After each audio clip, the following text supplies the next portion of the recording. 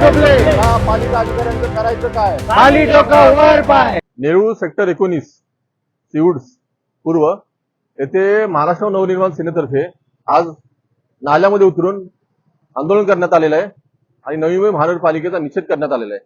त्यांनी काही दिवसापूर्वी दावा केला होता की 70% जास्त नाले सफाई झालेली आहे. प्रत्यक्षात जर आम्ही आता खाली उतरून आंदोलन केलेलं आहे, या नेरूळ सेक्टर 19 मधील जो एवढा मोठा नाला आहे की त्या नाल्यामध्ये आम्ही एक काठी घुसवली आणि त्या काठीमध्ये घुसवल्यानंतर आम्हाला तिथून दिसलं साधारणतः 4 फुटाचा गाळ तिथे आहे आणि त्या नाल्यामधून जाणारे 5 मोठे आउटलेट आहेत, तिथून सांडपाणी जातं.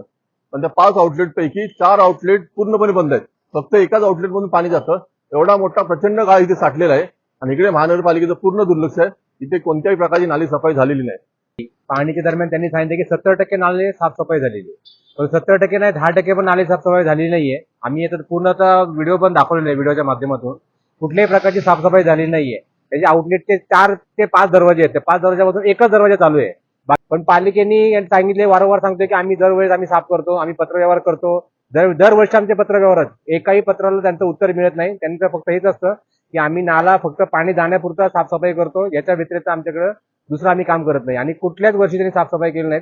ठेकेदारांना काम द्यायचं, त्याच्यातून मोबदला घ्यायचा, त्याच्यातून टक्केवारी घ्यायची, ह्याच्या व्यतिरिक्त इथल्या कुठल्याच त्यांनी काम केलं नाहीये.